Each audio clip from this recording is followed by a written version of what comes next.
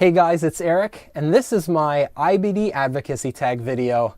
It's taken a while to get this done. This is actually my third shoot because of memory card issues. God, I hope this works. Stay tuned. Okay, so first off, IBD Advocacy Tag, what is that? My friend Megan, the front butt YouTuber, had started the IBD Advocacy Tag to allow people to kind of answer questions about what it's like to be an IBD advocate, why advocacy is important and whatnot. So I've got a list of questions here that I'm going to be answering in this video. I hope you enjoy it. So the first question is, what form of IBD do you have? Now, I was diagnosed back in 2008, and when I was diagnosed, I actually didn't have digestive issues at the time, so it was kind of weird when I got the diagnosis, but my official diagnosis at that time and then moving forward was Crohn's colitis. Now, Crohn's colitis sometimes confuses people because they say, oh, well, you have ulcerative colitis and Crohn's disease, but in fact, it's actually Crohn's disease that's specific to the colon. In my case, I actually also had rectal involvement and all kinds of issues in the perianal region, but it was definitely not UC. You can't have ulcerative colitis and Crohn's disease. It's one or the other. They're kind of two different diseases on the same spectrum.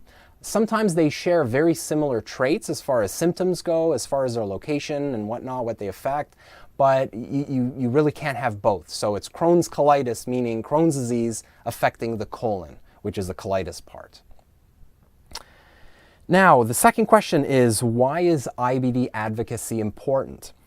To me, advocacy is about speaking up and about speaking out about certain topics. So in my case, it happens to be about IBD and ostomy awareness. Now, it's kind of interesting because when I was diagnosed, before I had my ostomy and after my Crohn's disease diagnosis, I kind of avoided the IBD community. I didn't even know what IBD advocacy was, to be honest. I didn't know any of the people who were advocating. I kind of avoided the community because I found a lot of negativity in there. I'd go on a forum and everybody was suffering. Everybody was, kind of frustrated and they weren't getting better. The ones who were getting better, they were on these like bogus cure type things. They would come on, post one time about how they cured their Crohn's disease by, I don't know, doing some crazy thing. And then they would never they would never follow up and answer questions or anything like that. So it was very sketchy. It was kind of like a supplement manufacturer getting on saying, hey, I cured my Crohn's disease. And then they kind of link you to their website kind of deal. So I found a lot of that in the community, a lot of people making very outrageous claims, but with no real evidence to back it up. So I became very frustrated. So I avoided that community.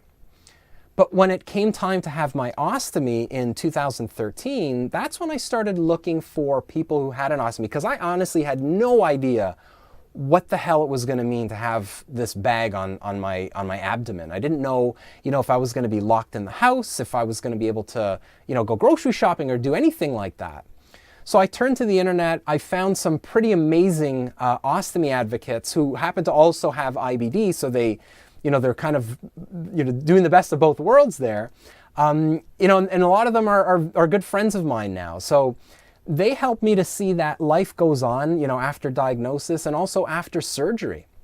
And that kind of propelled me to become an IBD advocate. So I think it's important, to advocate for IBD or ostomy or any chronic illness, because without your voice, without anybody speaking up, sharing their story, connecting with other people, everybody's kind of suffering in silence, and really nobody should be suffering in silence.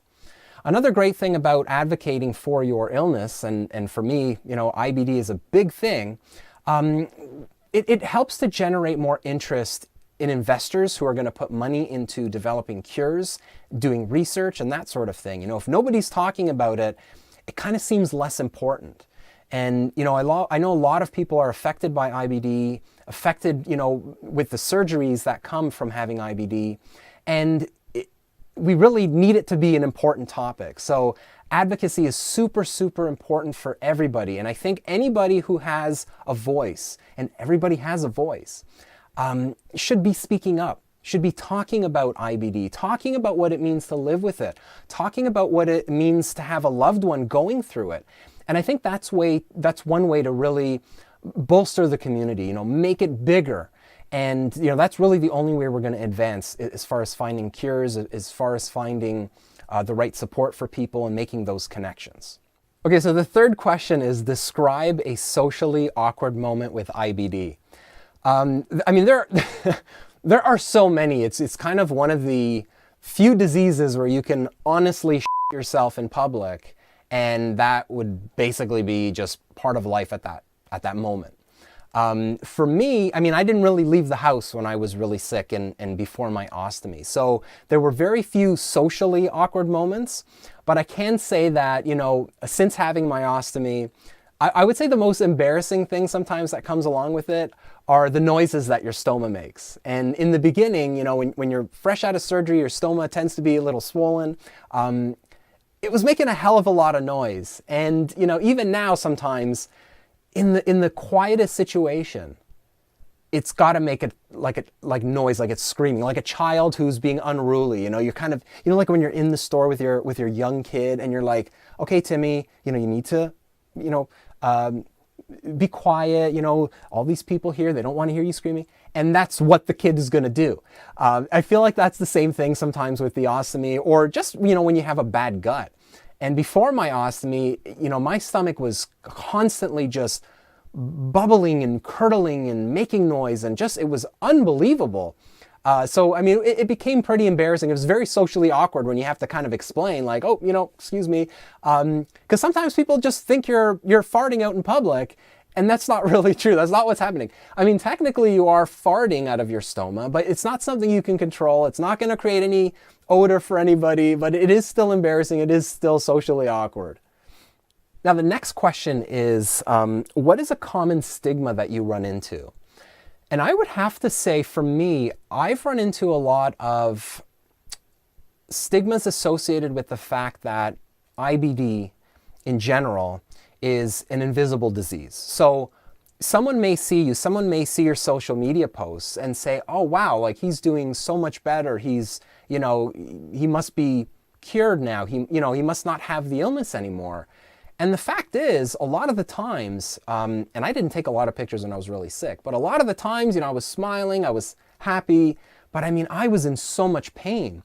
There's so much going on inside your body when you have IBD. There could be fatigue, there could be joint pains, there could be mouth sores, there could be skin issues, there could be all kinds of things going on that somebody wouldn't see just by looking at you.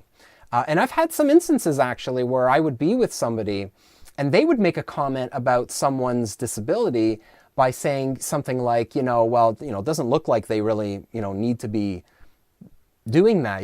They don't look disabled. And it really, it opens my eyes up to the fact that most people are very ignorant of invisible illnesses, and IBD is definitely one of those illnesses. Now, that's not to say that when you're extremely sick, you don't look very sick. You certainly can look very sick, but I think a lot of people with IBD get that, oh, you don't look sick comment, and it's really annoying. It can be pretty frustrating, but it gives us an opportunity to talk about it, because a lot of the time, if people don't understand how IBD is affecting you, they're going to just make judgments based on your look. And, we know that obviously that's not true. Now, at the same time, that invisible illness badge that we all have can sometimes also make people judge us and say, well, they're just being lazy. They look fine. They just don't want to do, ABC. They don't want to go to school. They don't want to work. They don't want to go to the party. They don't want to do whatever. And, that could be further from the truth. Almost everybody that I know who has IBD wants to participate in life. They want to spend time with their family. They want to be a productive member of society, but their illness is sometimes making it extremely difficult for them. And I think sometimes when we see like athletes who have IBD or, sports figures, that sort of thing, who are still out there doing their sport, but they have IBD, I think sometimes that in a way hurts the community, and I think it hurts a lot of patients who are just too sick to be able to do those things, but they're still being judged. And they're being judged by people who just really don't know enough about IBD. So they'll see, this baseball player or this Olympic athlete and say, well, they have Crohn's disease and, they're out there doing their sport. Why are you lazy? Why are you still, at home not doing anything? And I think that's very harmful in some cases. But again, it raises the opportunity to educate more people about it. People need to know that IBD can affect people in different ways. It can affect an individual in a completely different way from one month to another. And I think these are things that we need to talk about to raise more awareness about IBD. Now, the last question here is, what do you want other people to know about IBD? And just, I guess, to piggyback on my last point, IBD is an invisible illness for many people. So while you can't see that somebody is suffering, trust me, they are suffering. And a lot of the time, their quality of life is definitely below where it should be. So I think it's really important that people should learn more about what IBD is, how it truly can affect a patient, and then we have to build a very strong community around that and hopefully find enough people who do care, who do see it as something that's important, that is affecting people's quality of life, that is something that we can potentially fix. We have to start getting people who have money to donate towards research. That's the only way we're going to fix this. Now, in the meantime, the rest of us can help to still bring awareness, especially to the public, to help support each other. You know, everyone who has IBD at some point in their life, at some point in their disease state, has felt alone, has felt like I'm the only one who's suffering here and I don't know anybody else who has IBD. Well, guess what? I guarantee you, when you go out anywhere, to a mall, to a school, to a grocery store, I guarantee you there are a lot more people in that building that have IBD that you would never know. So, you know, we need to bring more awareness. There are a lot of people out there who are suffering. So I think that's something important that we need to do. We need to start talking more about it. We need to start talking about how it affects people. And that's really the only way we're going to change this. That's the only way we're going to find cures and move forward with it. So guys, I hope you like this video. I see the record button is still on my camera. Thank God. I did not want to record this for a fourth time. If you have any other questions about IBD, about becoming an advocate or anything like that, just leave a comment below. Now, part of the IBD advocacy tag is to tag other people to come on board and share and answer their questions and share their experience. So I don't see a lot of guys getting involved in the IBD community. And this is actually something that's very frustrating for me to see.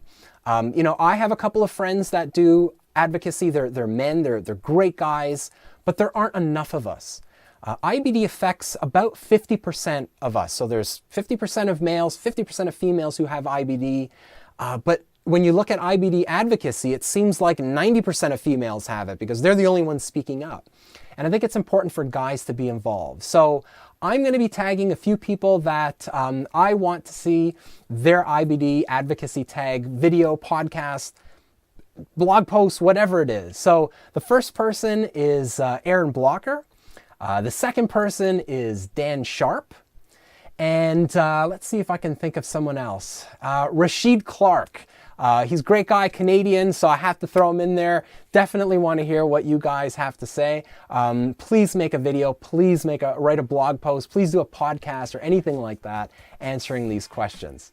Anyway, guys, I think I've talked long enough here. Have a great day. We'll see you in the next video. Bye-bye.